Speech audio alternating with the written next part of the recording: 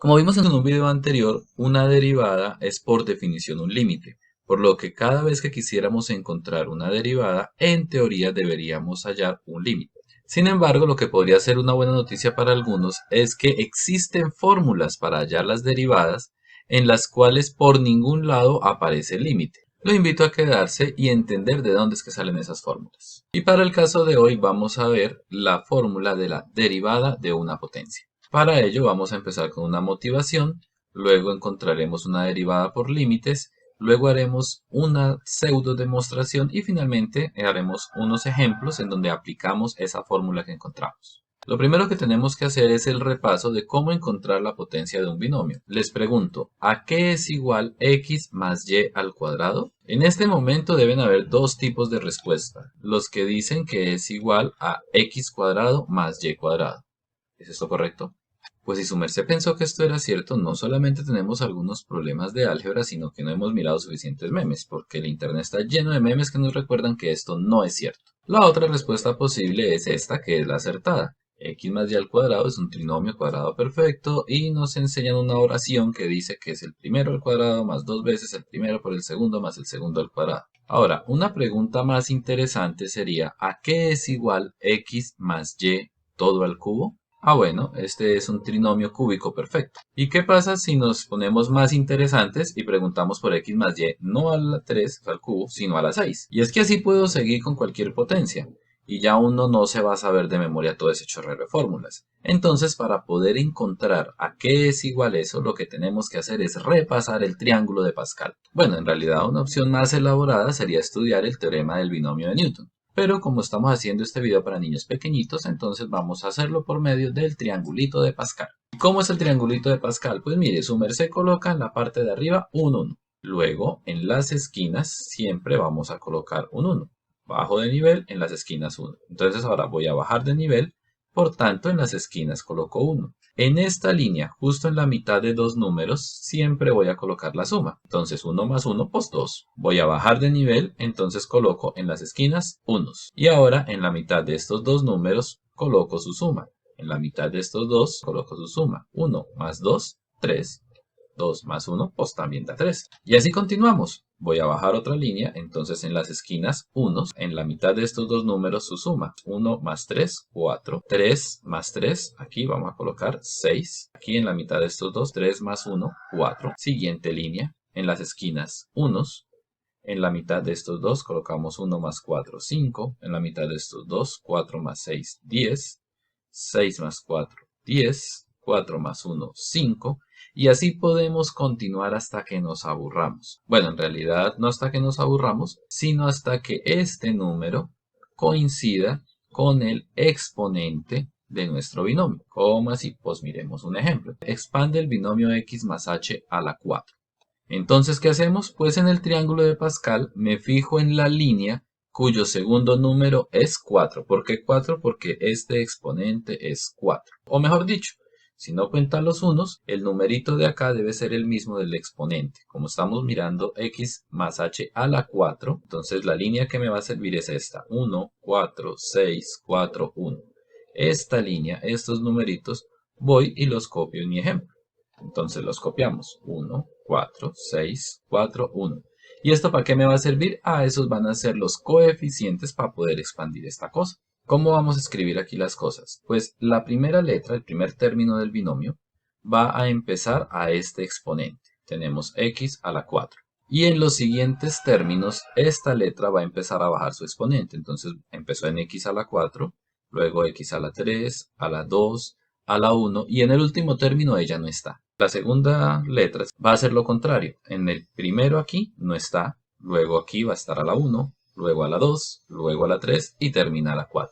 Y estos numeritos que nos trajimos del triángulo de Pascal son los coeficientes que vamos a colocar aquí. Fíjense que el primer número es un 1, o sea que aquí viene un 1, por eso no lo pongo. Coeficiente 1, la x empieza a la 4 y la h no está. Siguiente término, coeficiente 4, la x estaba a la 4, entonces ahora va a quedar a la 3, y la h aquí no estaba, ahora va a quedar a la 1. Siguiente término, En el triángulo de Pascal seguía el 6, entonces colocamos coeficiente 6. La x estaba a la 4, luego a la 3, entonces aquí va a estar a la 2. La h no estaba, ella va subiendo, entonces aquí está la 1, aquí va a estar a la 2. Siguiente término, aquí sigue el 4 según el triángulo de Pascal, entonces 4. La x va bajando, 4, 3, 2, entonces aquí la x va a estar a la 1, o sea no le pongo exponente. La h ya sabemos que va subiendo, aquí no estaba, aquí está la 1, aquí está la 2, entonces aquí la pongo a la 3. Siguiente término, según el triángulo de Pascal es un 1, entonces no lo pongo. La x 4, 3, 2, 1, entonces la x aquí ya se murió, la x no está, no debe aparecer. Mientras que la h, que aquí estaba muerta, aquí está la 1, aquí está la 2, aquí está la 3, entonces termina a la 4. Y listo, así expandimos el binomio x más h a la 4. Por otro lado, otra cosa que necesitamos para poder hallar derivadas por límites, entender qué significa la expresión f de x más h. Para eso lo vamos a hacer con unos ejemplos. Primer ejemplo. Pensemos que la función f de x es 2x al cubo. Entonces les pregunto, ¿a qué sería igual f de 4? Supongo que lo encontraron de una, pero ¿qué pasa si los quiero confundir? ¿Qué pasaría si les pregunto por f de cuadrito? Y alguien dirá, pero qué bobada, ¿cómo así que cuadrito? Sí, es que aquí en el paréntesis yo puedo colocar lo que quiera. También podría colocar, por ejemplo, x más h. Entonces, ¿qué sería f de cuadrito? ¿Qué sería f de x más h? Y si g de x es 2 seno de x, entonces, ¿qué sería g de 0? O g de cuadrito, o g de x más h. Pues miremos, sabemos que f de 4 es poner este 4 en todos los sitios donde aparezca x de la función. Ojo con eso, todos los sitios donde aparezca x de la función. ¿Y aquí en donde apareció x? Solamente acá. Entonces, en lugar de esta x vamos a poner el 4. Quedaría 2 por 4 al cubo, lo cual, si hacemos las cuentas, da 128. Y en ese orden de ideas, ¿qué sería f de cuadrito? Pues la misma cosa. En lugar de la x, ¿qué tenemos que hacer? Poner el cuadrito. Entonces me va a quedar que f de cuadrito es 2 por cuadrito al cubo. Ahora, la más interesante y la que en verdad nos preocupa es f de x más h. ¿A qué sería igual f de x más h? La misma idea. ¿Qué vamos a hacer? En lugar de la x vamos a escribir x más h. Entonces, ¿qué me va a quedar? Me va a quedar 2. Y en lugar de x más h. Todo elevado a la 3. ¿Y cómo sería la cosa con g de 0? Pues g de x es 2 seno de x. Entonces, la misma idea. Aquí, en lugar de la x, ponemos el 0. Entonces quedaría 2 seno de 0. Pero es que el seno de 0 es 0. ¿Y 0 por 2? 0. Listo. Ahora, ¿quién sería g de cuadrito? Pues ya sabemos, ¿no? En lugar de la x ponemos cuadrito, entonces quedaría 2 seno de cuadrito. ¿Y quién sería g de x más h? Ah, entonces en lugar de la x ponemos x más h. Quedaría 2 seno, abro paréntesis, de x más h. Y listo, con estas ideas en mente ya podemos atacar las derivadas. Vamos a empezar con un repaso. ¿Qué es la derivada? En un video que vimos anteriormente, vimos que la derivada de una función f de x en un punto A es la, ¿recuerdan? Esto es importante que se acuerden o que se lo sepan, pendiente de la recta tangente a f de x en el punto A. Y en ese mismo video vimos que esa derivada se puede encontrar como función mediante este límite. Ah, ya ven por qué estábamos hablando de la importancia de este f de x más h. Esta es la definición de derivada por límite que debemos aprendernos y que vamos a usar para todas las demostraciones y los ejercicios. Bien, vamos a poner esto en práctica con un ejemplo. Determina la derivada de la función 3x a la 4. Por ahora no sabemos ninguna fórmula, entonces debemos apegarnos exclusivamente a este límite. Por lo que antes de empezar, lo primero que debo analizar es quién es f de x más h. Esto es lo que más dolor de cabeza causa en los estudiantes. Entonces, si f de x es 3x a la 4, ¿quién sería f de x más h? Pues según lo que acabamos de ver es, en lugar de la x poner a x más h. Quedaría 3 por x más h todo a la 4. Sabemos que la derivada, según acabamos de recordar, es el límite cuando h tiende a 0 de f de x más h menos f de x todo sobre h. Y entonces eso sería igual a f de x más h, que sería 3, en lugar de la x más h todo a la 4. Menos f de x. ¿Pero quién era f de x? Ah, míralo, aquí lo tenemos. F de x es 3x a la 4. Entonces, en lugar de f de x ponemos 3x a la 4. Por tanto, quedará menos 3x a la 4. ¿Y todo sobre h? Ah, bueno, todo sobre h. Ahora, x más h a la 4 pues es lo que veíamos del triángulo de Pascal. De hecho, este ejemplo fue el que hicimos para el triángulo de Pascal. ¿Lo recuerdan? Mírenlo, aquí está. Entonces, en lugar de este x más h a la 4, vamos a colocar todo esto en esa expresión del ejemplo que estamos analizando ahora. Me queda el 3 igualito. Y aquí en lugar de x más h a la 4, todo ese chorrero que acabamos de ver y sigue menos 3x a la 4. Entonces menos 3x a la 4, todo sobre h. Para el siguiente paso vemos que el 3 está multiplicando a cada uno de estos términos, entonces hacemos esas multiplicaciones. 3 por x a la 4, 3x a la 4. 3 por 4x al cubo h más por más da más. 3 por 4, 12. No tiene variables, entonces dejamos las que estaban aquí, x al cubo h. Y hacemos nosotros. 3 por 6x cuadrado h cuadrado, 18x cuadrado h cuadrado. Más 3 por 4, x h al cubo, 3 por 4, 12, x h al cubo. Más 3 por h a la 4, 3h a la 4. Y menos 3x a la 4. Todo eso sobre h. Ahora, ¿qué podemos notar aquí? Fíjense que aquí tengo 3x a la 4 positivo y aquí tengo 3x a la 4 negativo. Entonces los puedo cancelar, ¿cierto? ¿Y qué me queda? Lo del centro. Aquí se me vino este 4, no sé por qué, ahí es un 3. Ahora, si nos fijamos, todos los términos que me quedaron acá, después de haber cancelado, tienen h. ¿Qué quiere decir eso? Pues que puedo sacar factor común. Me quedaría. Del primer término tenía 12x al cubo h. Saqué una h, me queda 12x al cubo. Más 18x al cuadrado h al cuadrado. Esto dividido en h, pues tenía 2 h's, quité una, me queda una. Esta, 12x al cubo h dividido en h. Tenía 3h, saqué una, me quedan 2. Más 3h a la 4 dividido en h. Tenía 4h, saqué una, me quedan 3. Y listo, sacamos el factor común h. Ahora, notemos que esta h está multiplicando a todo esto y esta h está dividiendo. Como esta h está multiplicando y la de abajo está dividiendo, las puedo cancelar. ¿Y qué me quedaría? Bueno, pues me quedaría lo que está dentro del paréntesis. Fíjense que al cancelar la h de abajo, quité la indeterminación. Entonces ahora lo único que resta es reemplazar en todos estos sitios donde aparezca la h por 0. ¿Qué me queda? En el primer término, como no hay h, queda igual. En el segundo tengo 18x al cuadrado h. En lugar de la h pongo el 0. Pero es que 0 por cualquier cosa que da esto, pues va a tender a 0. Aquí, en lugar de la h pongo el 0. 0 al cuadrado tiende a 0. Por todo esto, pues 0 por cualquier cosa da 0. Entonces esto tiende a 0. Y igual aquí. 0 al cubo 0 por 3 da 0. Todo esto tiende a 0. Y entonces, ¿qué me quedó? Pues 12x al cubo más 0 más 0 más 0. O sea, simplemente 12x al cubo. Conclusión, la derivada de 3x a la 4 es 12x al cubo. Si tenemos una función de la forma x a la n, es decir, una variable elevada a una potencia, donde el exponente es un número natural. Yo digo natural, o sea, los de contar 1, 2, 3, 4, 5, nada de decimales ni de cosas raras, no porque el teorema no funcione, pues en realidad el teorema funciona para cualquier número real, sino porque lo voy a demostrar en estos términos. Entonces, si la función es x a la n, la derivada, ¿cómo la encontramos? Supremamente fácil, mire, no hay que hacer toda esa carreta que acabamos de hacer antes, sino que coge el n, lo baja y lo coloca al lado de la x como una base, véalo acá, y al exponente n que su merced tenía le resta 1, y ya. ¿Pero por qué es que funciona? Bueno, vamos a hacer una cuasi demostración. Empezamos con la fórmula de la derivada. Queremos hallar quién es f' de x, recordemos que f de x es x a la n, y sabemos que la derivada siempre es el límite cuando h tiende a 0 de f de x más h menos f de x sobre h. Y ahora vamos a hacer prácticamente lo mismo que acabamos de hacer en ese ejemplo, pero en forma general, x a la n. Entonces, lo primero es recordar quién es f de x más h. Pues si f de x es x a la n, f de x más h será x más h todo la n. Menos f de x, bueno, menos x a la n. Y todo sobre h. ¿Sí ven? Igualito a lo que hicimos antes. Aquí es en donde la cosa se coloca un poquito más complicada, porque x más h a la n tendríamos que hacer el triángulo de Pascal para poder expandir esto hasta el número n. Pero ¿y cómo hacemos eso? No, realmente hasta ya no lo podemos hacer. Pero sí sabemos que el triángulo de Pascal va a tener un cierto comportamiento que va a ser suficiente para poder hacer la demostración. ¿Cómo así? Pues es que vea. Sabemos que cuando expandamos esto, el primer término va a ser x a la n. De eso no hay duda. Sabemos que al mirar el triángulo de Pascal, el primer numerito va a ser un 1, o sea que aquí no hay nada. Y sabemos que el siguiente número, el de acá, ¿cómo sé yo cuál línea escojo?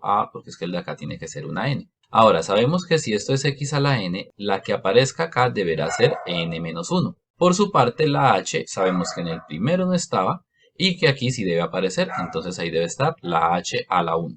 Hasta acá breve la vuelta. Pero el problema está en el siguiente paso, porque no sé qué número va a venir acá en el triángulo de Pascal, porque es que estábamos con una n. La buena noticia es que no es necesario saber ese número para hacer la demostración. Se van a dar cuenta que al finalizar ese número en realidad a nadie le importaba. Por otra parte, de la x sí tenemos alguna idea, porque sabemos que aquí estaba la n entonces aquí va a estar a la n menos 1 y entonces aquí va a aparecer a la n menos 2. La h por el contrario aquí no estaba, aquí estaba a la 1 y entonces aquí está a la 2. Y esa vaina sigue y sigue y sigue y sigue de la misma forma. Por allá más adelante, cuando la x valga 1, tampoco sé cuánto va a valer el coeficiente, pero sé que si la x vale 1, por lo que acabamos de ver, la h va a valer n menos 1. Y va a ser el penúltimo término de esta expansión, porque en el último va a ser h a la n. Después que expandimos todo esto que sería el binomio expandido, ¿qué me falta? Menos x a la n, menos x a la n. Y todo sobre h. ¿Listo? ¿Ahora qué hacemos? Ah, pues lo mismo, vea, es que aquí tengo x a la n y aquí tengo x a la n. Entonces aplicamos la ley de Charles Machete, vea, los matamos, listo, se fueron. ¿Y qué nos queda? Nos quedó límite cuando h tiende a 0 de esto que hay acá. Al igual que en el ejemplo anterior, todos los términos tienen h. Entonces, ¿qué podemos hacer?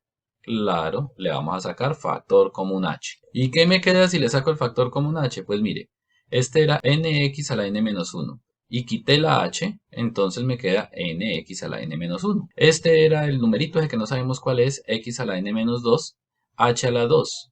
Quité una h, pues me queda h a la 1. Y así vamos a ir a cada uno de estos términos quitándoles de a h. A cada uno le quito un h, a cada uno le quito un h. Cuando llegamos a este que tenía hn-1, si le quito otra, o sea, si le resto 1, pues es que n-1 menos 1, pues menos 1 menos 1 menos 2, ¿cierto? Entonces quedaría x h a la n menos 2. Y en el último que teníamos n, le resto una, ¿qué me queda? Pues n menos 1. Todo sobre h. ¿Y ahora qué sigue? Pues lo mismo, vea, aquí tengo h multiplicando, aquí tengo h dividiendo, entonces aplicamos la ley de Charles, vea, tun tun, y se cancelan esos dos. Al cancelar esos dos, me quedan solamente los que están aquí adentro. Listo, y entonces aquí, ¿qué seguíamos? ¿Qué hacemos? Pues como ya quité la indeterminación, ya quité el h que tiende a 0, puedo venir y reemplazar en cada uno de estos términos que tengan h por 0. Y entonces, ¿qué me queda? Pues el primero no tenía h, entonces el primero quedó igualito. En el segundo, aquí en lugar de h pongo a 0. Al poner 0, todo esto da 0. Y miren, este tipejo ni me interesó, no supe quién era y tampoco me importa, porque al multiplicarlo por 0 igual se va. Y como cada uno de los términos que siguen de aquí en adelante tienen h, pues todos ellos también van a tender a 0, incluido el penúltimo e incluido el último. Por eso les decía que aquí era una n, pero ni nos importa, porque igual aquí esto al reemplazarlo por 0 va a dar 0. ¿Y qué es lo único que nos sobrevive? Nx a la n menos 1. De esa manera hemos demostrado que si f de x es x a la n, la derivada es nx a la n menos 1. Lo hicimos solo para los naturales, pero funciona para todos los números reales. ¿Y cómo usamos eso? Ah, pues miremos unos ejemplos, vea. Si yo le digo y igual a x a la 5, ¿cuál es la derivada? Recordemos que esta es una de las notaciones de derivada. Pues bajo el 5 y aquí la x queda a la 5 menos 1, pero es que 5 menos 1 es 4. O sea que la derivada es 5x a la 4. Breve, ¿sí o qué? Ahora acá, si y es igual a x a la 7, ¿la derivada qué sería igual? Pues bajo el 7 y quedaría x a la 6, o sea que la derivada es 7x a la 6. Si y es igual a x al cubo, ¿cuánto da la derivada? Noten que aquí le coloqué un puntico. Esa es otra notación. La derivada se puede hacer así, se puede hacer con la coma o se puede hacer con el punto. La derivada sería 3x al cuadrado. Y si f de x es igual a x, bueno, le cambié la y por f de x, pero eso espero que no les dé miedo y utilicé la misma notación de ahorita. ¿Cómo sacamos la derivada? Pues aquí el truco es recordar que si aquí no hay un exponente es porque hay un 1. Entonces, ¿cómo sería la derivada? Pues el 1 que hay aquí lo bajo, mírelo acá. Y la x, ¿a la cuánto quedaría? A la 1 menos 1, ¿cierto? Pero es que 1 menos 1 es 0. Entonces, 1 por cualquier cosa da la cosa, por eso quite el 1. Y 1 menos 1, 0. Quedaría x a la 0. Pero es que todo número elevado a la 0, ¿cuánto da? 1. Último ejemplo. Si f de x es igual a la raíz cúbica de x al cuadrado, ¿cuánto es su derivada? Pues el truco está en recordar que la raíz cúbica de x al cuadrado en realidad es x a la 2 tercios. Sucede que toda raíz se puede ver como un exponente fraccionario. Y ahora ya tenemos acá un exponente. Entonces ya estamos preparados. Como la raíz es igual a x a la 2 tercios, derivar esto es lo mismo que derivar esto. Entonces aplicamos la fórmula. ¿Qué hay que hacer? Pues para derivar x a la 2 tercios, el 2 tercios lo bajo y lo escribo como una base. Y me va a quedar x a la 2 tercios, el mismo número que teníamos, menos 1. O sea que aquí toca saber sumar fraccionarios. ¿Y cómo se suman fraccionarios? Pues lo primero es a este 1 agregarle un unito abajo, el que está en azul, y ahora sumamos en carita feliz. Entonces el 2/3 lo dejo igual, 2 por 1, 2, menos 3 por 1, 3, sobre 3 por 1, 3. Y eso me quedaría 2/3 por x a la menos 1/3. Y listo, aquí ya encontramos la derivada. Para darla en respuesta de la fracción, entonces aplicamos lo de los exponentes negativos y fraccionarios. El negativo lo que hace es echar esto para abajo, y ya vimos que quedaría x a la 1/3, pero abajo, en el denominador, y x a la 1/3 en el denominador, ¿qué es? Es escribir esto, pero al revés en la raíz. O sea que el 3, el denominador, se vuelve índice, raíz cúbica, y x a la 1, pues por eso no lo pongo. Conclusión, la derivada de la raíz cúbica de x al cuadrado es igual a 2/3 raíz cúbica de x. Y con esto terminamos lo correspondiente a la derivada de una potencia. En los siguientes videos de la lista van a encontrar las demostraciones de otras fórmulas de derivación muy importantes. Que tengan un bonito día. Hasta la próxima.